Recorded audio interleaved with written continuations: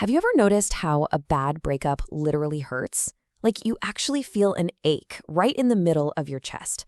Well, let's just jump right into this explainer today because we're looking at the fascinating, totally universal experience of romantic rejection. And we're going to prove once and for all that a broken heart is definitely not just all in your head.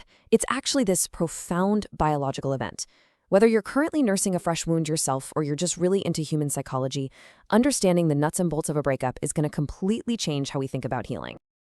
To really wrap our heads around the roots of this feeling, we've got to rewind all the way back to childhood. Think about that visceral, gut-wrenching fear you probably had on the playground of just being left out. It's universal, right? Back in 1989, a teacher named Vivian Paley set up this incredibly simple kindergarten rule. You can't say you can't play. Basically, she banned social exclusion. No kid could tell another they weren't allowed to join in. And Paley noticed that the second this rule was in place, the kids felt this massive wave of relief. They finally felt safe. It just goes to show that emotional pain and that deep-seated terror of being the odd one out is something we intuitively get from a very young age. And yeah, we absolutely carry that dread straight into adulthood. All right, so here is our roadmap for today's explainer. First, the reality of heartbreak. Second, the neuroscience of rejection. Third, a painkiller for heartbreak. And fourth, strategies to heal. Let's kick things off with section 1, the reality of heartbreak, why rejection feels physical. Let's start with this really wild linguistic quirk. Across completely different languages all over the world, humans consistently use physical terms to talk about social pain. We say we have hurt feelings or a broken heart. And as it turns out, science shows this isn't just a metaphor, it is actually grounded in our biology. So your physical pain, completely valid.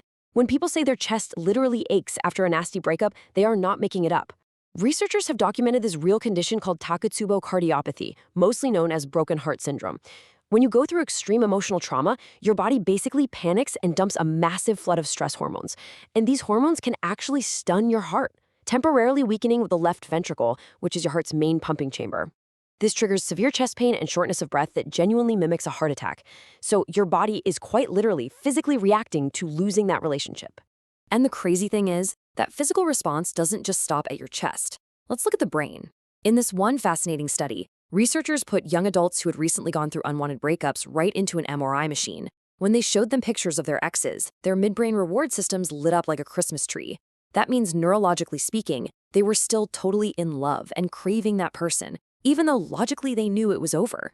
Meanwhile, their orbital frontal cortex, which is basically the brain's emotional processing hub, was firing on all cylinders, just going into absolute overdrive, trying to process all these chaotic emotions. But here is the real kicker. Activity spiked in the exact same areas of the brain that fire in people dealing with severe substance addiction. When you're going through a breakup, your brain is essentially going through a literal withdrawal from a human being. It's an intensely jarring biological process. Moving right along to section 2, the neuroscience of rejection, the cyberball study.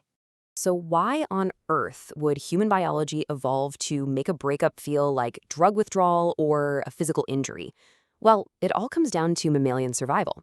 Because human babies are born pretty helpless and absolutely cannot survive on their own, our ancestors evolved a very specific alarm system.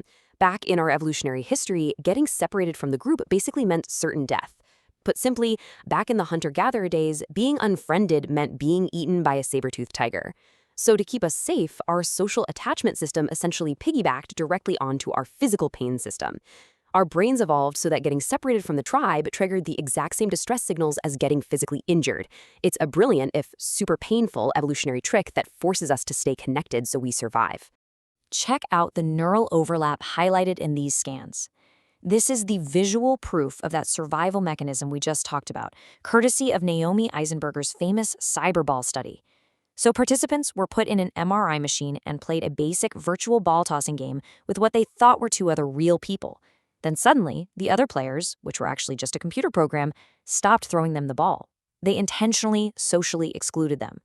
And look at those brain scans, the DACC and the anterior insula, which you can think of as the brain's physical alarm bells for processing the agony of an injury. They light up identically for social exclusion. Even in a super low-stakes game of virtual catch, when you get left out, your brain hurts in the exact same way as if you were physically injured. It is just an astonishing overlap. All right, section 3, a painkiller for heartbreak, the Tylenol reveal. Now, this shared neural wiring leads us to an absolutely fascinating hypothesis. If our brains process social and physical pain in the exact same way, using the exact same neurochemistry, it brings up a totally mind-bending question. Think about it. If social pain uses the exact same neural pathways as physical pain, can a standard over-the-counter painkiller, like something you probably have sitting in your bathroom cabinet right now, actually numb the sting of rejection? Can a physical pill treat emotional heartbreak? The answer is absolutely wild, and it perfectly shows just how deeply intertwined our bodies and our emotions really are. In a staggering 3-week study, researchers had participants take a daily dose of acetaminophen, which is the active ingredient in Tylenol, while a control group just took a placebo. Every single day, they filled out surveys measuring their hurt feelings, and the folks taking acetaminophen reported significantly fewer emotional wounds in their day-to-day lives. But they didn't stop there. They put those same participants back into the MRI machine and had them play that isolating cyberball game we talked about. Remember those brain alarm bells? The group that took the physical painkiller showed visibly reduced pain-related neural activity in those exact regions during the social exclusion. A literal physical painkiller actually dulled the brain's physical reaction to being left out. Mind blown, right? Which brings us to Section 4, Strategies to Heal, Rewiring the Mind. Look, while it's completely fascinating that a pill can temporarily take the edge off the neural ache of rejection, we obviously can't permanently escape our biology, and we really shouldn't try to just medicate our grief away anyway. We absolutely have the psychological power to cope, heal, and rebuild our self-esteem through focused, healthy action. Because healing actually requires action. It's not just about sitting around waiting for time to miraculously pass.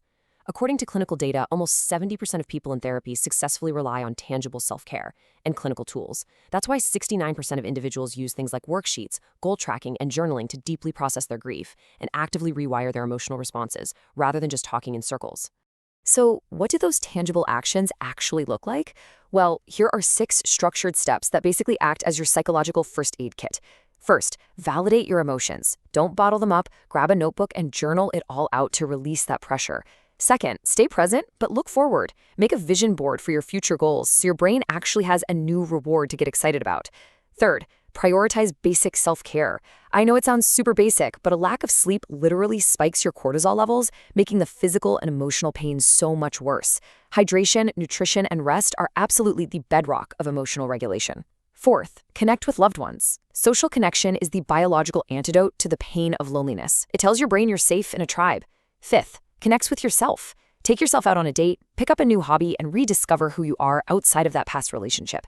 And finally, consider matching with an online therapist. Cognitive behavioral therapy is proven to be incredibly effective for processing the specific loss and depressive symptoms that come with a nasty breakup. Ultimately, we really have to look at the actual purpose of pain. If you're going through a breakup right now, it is so vital to understand that the intense agony you're feeling isn't a punishment. It's actually your brain's wildly powerful protective mechanism.